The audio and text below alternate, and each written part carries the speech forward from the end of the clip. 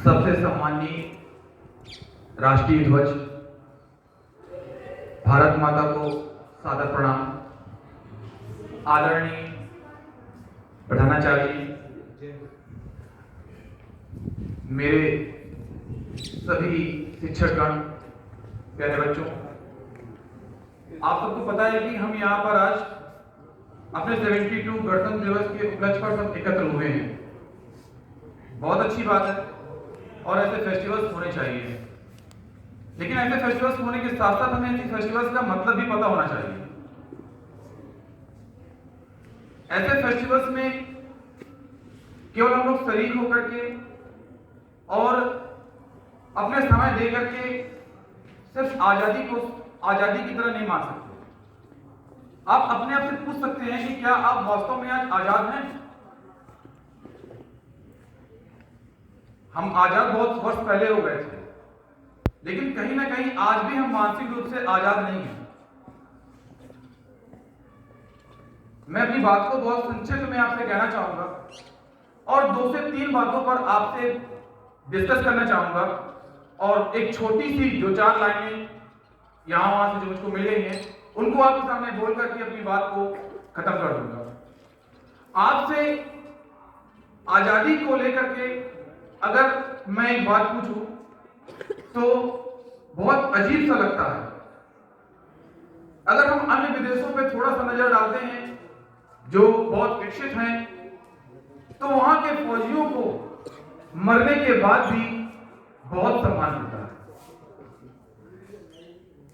आप पता करिए, आप नेट पे सर्च कीजिए, आप महसूस करेंगे कि वहां पे जो कोई शहीद अपने देश के लिए मर मिटता है, अपने घर परिवार, माँ बाप, रिश्तेदार, बच्चों को छोड़ करके मर जाता है, उसको एक बहुत सम्मान दिया जाता है।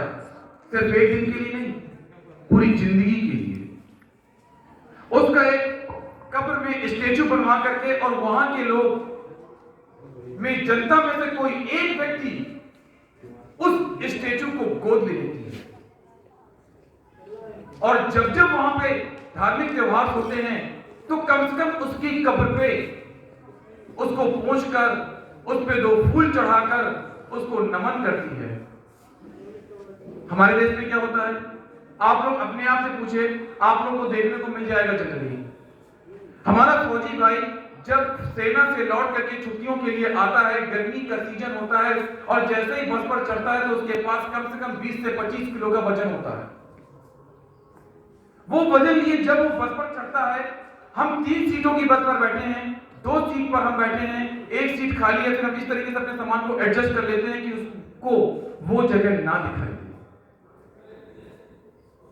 लेकिन जब वही अगले ही मोड़ पर हमारा मित्र चढ़ता है तो हम ऐसे जगह एडजस्ट कर लेते हैं कि उस 3 पे 4 बैठ जाते हैं।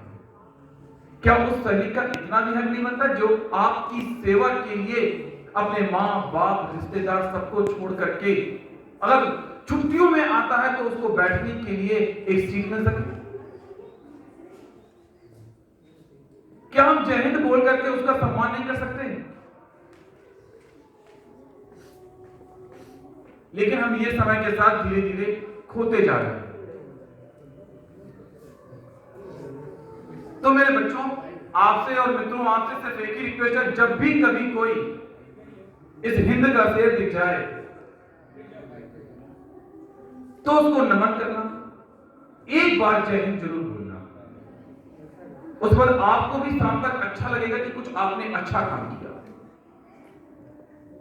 वो हमारे देश के रियल हीरो हैं जिनका कारण आज हमारा वजूद जिंदा है।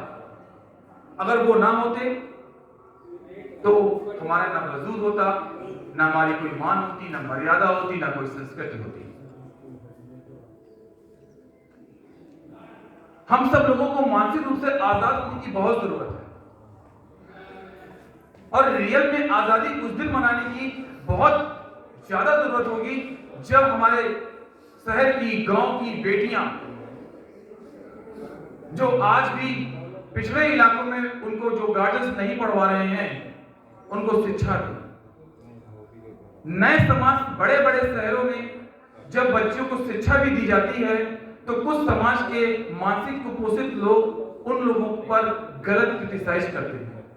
रात में बच्चियां जब निकलती हैं तो अपने आप को कितना असहज और असुरक्षित महसूस करती है, ये अपने आप से आप सब पूछ सकते हैं।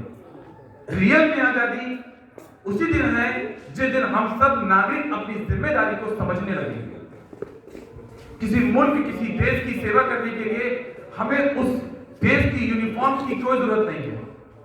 हमें जरूरत है दिल में देशभक्ति का सिर्फ जज्बा जगाने की और इस जज्बे के साथ समाज में उतरने की। सबसे बड़ा रोग है ना, क्या कहेंगे लोग, इसको दिमाग से निकालना होगा। कहीं गलत हो रहा है वहां पर बोलना होगा। बोलते बोलते एक दिन जरूर ऐसा आएगा कि गलत होना बंद हो जाएगा। तो दोस्तों, मित्रों, मैं आप लोगों से यही गुजारिश करूंगा कि मेरी 2-3 बातों का थोड़ा सा ध्यान दें और जाते जाते जो 4-6 लाइनें मुझे जल्दी जल्दी मिल गई हैं अभी विद्यालय में ही, तो मैं उनको आपके सामने पढ़ करके अपनी वाणी को समाप्त करता हूं। थोड़ा सा ध्यान दीजिएगा। करेंसी में बापू की फोटो, लाल किले पर तिरंगा, चौराहों पे भारत माता की जय और हर विद्यालय में विंध्य, हिमाचल, गंगा, यमुना, सरस्वती। क्या इतनी सी आजादी काफी है? क्या सिर्फ इतनी सी आजादी के लिए जनेऊधारी ब्रिटिश से लड़ करके शहीद हो गए? क्या इतनी सी आजादी के लिए वो 23 साल का सरदार रंग दे बसंती चोला कहके खुशी खुशी फांसी से चढ़ गया? क्या इतनी सी आजादी के लिए 1.5 गज कपड़े के लिए क्या नेताजी ने हिटलर को वहां दिखाई थी? क्या सिर्फ इतनी सी ही आजादी के लिए लाखों वीरों ने शहीद होकर के अपने प्राणों को इस देश के लिए निछावर किया था? आजादी तो वो है जो पैरों को छालों का डर खत्म हो जाए, सच को सवालों का डर खत्म हो जाए, सपनों में दरख्त फलने से ना डरे और ना ही टूटी चप्पल डिजाइनर चप्पल के साथ चलने से डरे। आजादी तो वो है जब झुके हुए सरों के मुकद्दर बदल जाए और झोपड़ियों से हवेली के डर निकल जाए। रियल में आजादी वो है जब हौसलों की चिड़िया बाधाओं को पार करके पिंजरा तोड़ दे और का खा गा ABCD से डरना छोड़ दे। रियल आजादी उसी दिन है, ये बेखौफ जीना हमारा हक है और ये हक बुनियादी है। घबराओ मत दोस्तों, बढ़ते ही रहो, शायद अगले ही मोड़ में हमारी रियल में आजादी है। जय हिंद, जय भारत।